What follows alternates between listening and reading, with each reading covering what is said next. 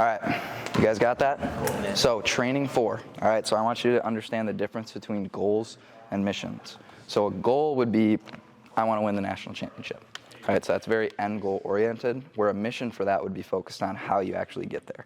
Does that make sense? So a lot of people, when they focus so much on the end result, it actually gets them farther away from where they want to be. Okay, so training 4 is that end goal, but a mission is actually how you get there. Okay, so for you guys, an example could be to make varsity next year, right? Could be what you're training for, okay? And other things like that. So training 4 is basically your goal, but we're going to then go into mission, which is the how you actually get there, which is what I'm trying to get you to focus on. I want you to be process-oriented, not end-goal-oriented. Does that make sense? And then your mission is how you're going to get there. So if I want to make varsity next year, my mission could be consistently show up to my commitment plan every single day, whatever my plan is. If I'm shooting in the morning, lifting at night, whatever it is, write down specifically how you're actually going to get there. Does that make sense? And that's what you should be focusing on. That's the difference between mission and goals. You guys got that? Okay, now even if is awesome. Okay, so a lot of times what would run through my head is like, what if I don't accomplish this goal after all this work I put in? Things of that nature. So even if it gets you into the mindset of things you're going to take away from it, even if you don't accomplish what that goal is. Does that make sense? So even if I don't make varsity next year, I'm going to build a work ethic that I can use, translate to other areas of my life, like my job or whatever I'm working towards. Does that make sense? So write down, even if I don't, whatever you wrote down for your training for, so even if I don't make varsity, I'm still going to learn this, this, this, and this. So it's getting you to focus on, what you can take away that's not just the end result. Beautiful. Okay, so your why. So that's your motivation, basically. So if you were to wake up at 5 a.m. and work out, what would be your motivation? What would make you really want to work towards whatever you're training for on your mission? Does that make sense? So your family could motivate you. People saying you're not good enough could motivate you. Whatever energizes you to get yourself to work on your process. Beautiful. Okay, and once you're done with that, write down your commitment. So a good commitment could be, say you lift in the morning and you ball up at night. So that's 2 hours a day. I would recommend a rest day. So that's 12 hours a week with one rest day on Sunday. Does that make sense? Yeah. All right, you guys got that? Okay, now unique ability. So your unique ability can be whether it's a player as a person, but it's relating to obviously your training goal for basketball.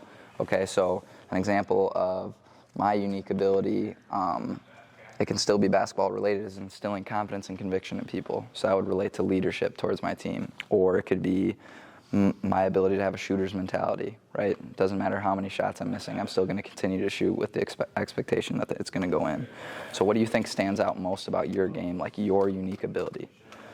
Okay, and then strengths and weaknesses are pretty obvious. So your biggest strengths in your game, biggest weaknesses in your game. And then just do those 3 right there, and then I'll talk about priorities once you guys get that done. And don't feel like you have to rush this process. Self-reflection is something not a lot of people do, and it's giving you a blueprint on how to improve yourself. Nice. Okay, and then priorities, guys. So priorities, again, the best analogy I have for it is if you were trying to chase 2 rabbits at the same time, how many would you catch? What?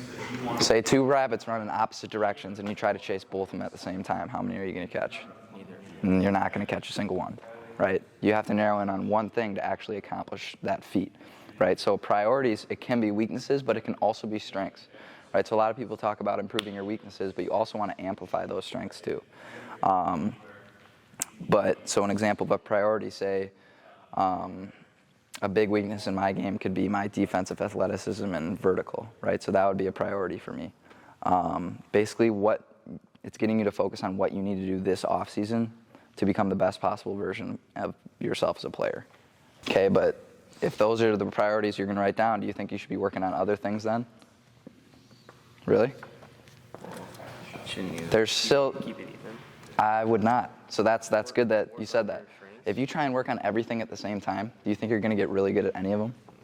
No. So that's why if we narrow down 3 things to work on over the summer, you're actually going to improve a lot more in those areas. Does that make sense? Because not everyone's the same type of player. So you can't train everyone the exact same way. You guys got that? Awesome. And then if you flip over, so we're done with this part. You won't do this part right now. So you won't do this until the month's over, or your week's over actually, but say you have week 1 and there's something you learned that was the biggest takeaway. So like an example for me personally could be not overwhelming myself with too many things to do is my takeaway for week 1. You go to the next page. Okay, so your learning journal, so this is after every workout, this is where we're gonna write down what we do. Okay, and then right here, so this is important. So today, this is daily reflection, so you'll do this every single day. So today I did well at, so the 5 things. And then you have tomorrow, I will improve upon 2 things. Why do you think I have that 5-to-2 ratio?